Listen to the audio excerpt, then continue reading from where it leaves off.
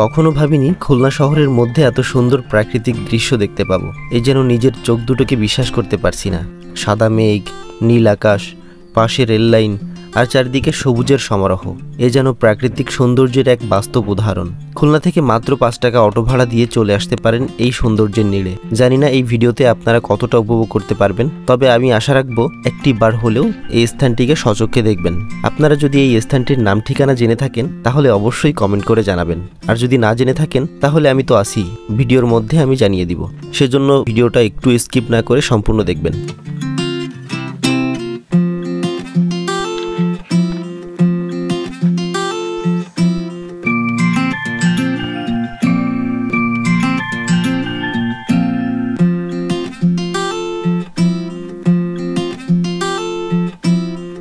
এখানকার প্রকৃতি যতই দেখতেছি ততই আসলে আমি মুগ্ধ হচ্ছি। চারিদিকে সবুজ আর আকাশের অবস্থা তো সেই। এদিকে সূর্য অস্ত যাচ্ছে, দেখতে পাচ্ছেন আপনারা। আর আমার সামনের আকাশটা দেখেন,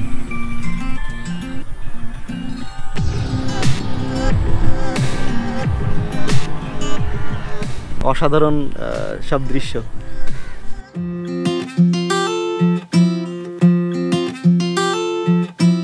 তো আজকে একটা সিম্পল ব্লগ করার কোনো ইচ্ছা ছিল না।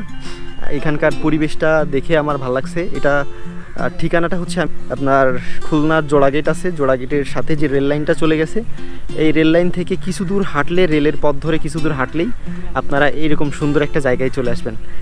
জায়গাটা আসলেই সুন্দর, আমার খুব ভালো লাগছে এবং আমি আশা করি যে সময় সুযোগ পেলে আমরা এখানে আবার আসব এবং এই মাঠে এসে বসবো। মাঠে বসার জায়গা আছে এবং আপনার যদি শর্টস ভিডিও বা হচ্ছে আপনার ফুল ভিডিও করতে চান, ভিডিও করার মতো ভালো পজিশন আছে এখানে।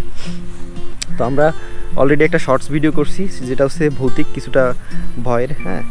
আর টুকটাক ছবি তুলছি, ছবি তোলার জন্য খুব দারুণ জায়গা।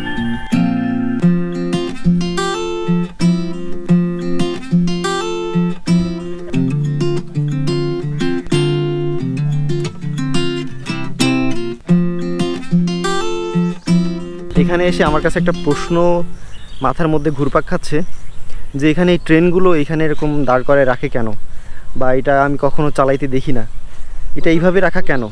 কাউকে পাইলে এই কোশ্চেনটা আমি তাকে করব, দেখি তার মুখ থেকে কি উত্তর আমরা পাই। এটা হচ্ছে এই যে 32 তালা, এই প্লেসটা থেকেই শান্ত। তুই তো এই এলাকার, এই 32 তালা কিসের জন্য হচ্ছে বলতো?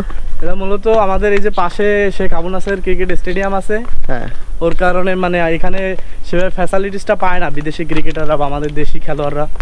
এর কারণে মূলত হচ্ছে আপনার এই 5 স্টার হোটেলটা করা, যেখানে মানে এটা 5 স্টার হোটেল হবে। হ্যাঁ, এটা 5 স্টার হোটেল হবে। আর এইখানে যে এই ট্রেনগুলো রাখা, এই ট্রেনগুলো এখানে কেন রাখা, মানে চলে না এগুলো? এই ট্রেনগুলো মূলত মাঝে মধ্যে ট্রেনের ইঞ্জিন দিয়ে বগিগুলো নড়াচড়া করে আর কি, সচল রাখে আর কি। ও আচ্ছা, মানে এই যাতে জং ধরে নষ্ট না হয়ে যায়, জং ধরে নষ্ট না যায়, তার জন্য লাইনটা জানি ভালো থাকে। ও আচ্ছা আচ্ছা, মানে এমনি রাখা, মানে প্রয়োজনে কাজে লাগায়, এমনি রাখা প্রয়োজনে কাজে লাগানো হয়। আচ্ছা আচ্ছা। আর এই পাশে আছে আমাদের বাংলাদেশের দ্বিতীয় বৃহত্তম সিএসডি খাদ্য গুদাম। ও, এই যে খাদ্য গুদাম, এর একটা ভিডিও আছে আমার চ্যানেলে। সেটা হচ্ছে এই খাদ্য গুদামে এসে আমরা সেকেন্ড ইন্ডিপেন্ডেন্ট যে মিউজিকটা আমার চ্যানেলে, ওই মিউজিকটা করছিলাম। তো এটা আপনারা দেখবেন।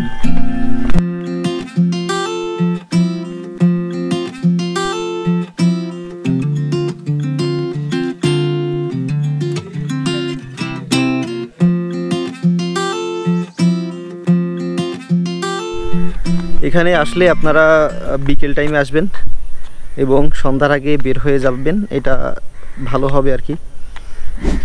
আমরা জোড়াগেট থেকে হাঁটতে হাঁটতে সেই পুরান জংশন বৈকালির দিকে চলে আসছি। এই যে সামনে ভিউটা দেখেন ছিল।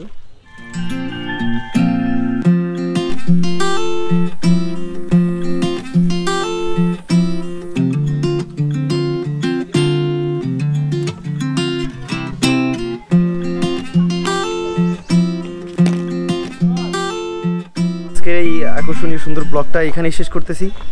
ভিডিওটা যদি ভালো লেগে থাকে অবশ্যই একটা লাইক করবেন, কমেন্টে জানাবেন ভিডিওটা কেমন লাগলো, আর অবশ্যই চ্যানেলটা সাবস্ক্রাইব করতে ভুলবেন না। দেখা হবে, কথা হবে পরবর্তীতে কোনো এক ভিডিওই। সেই পর্যন্ত সুস্থ থাকুন, আল্লাহ হাফেজ।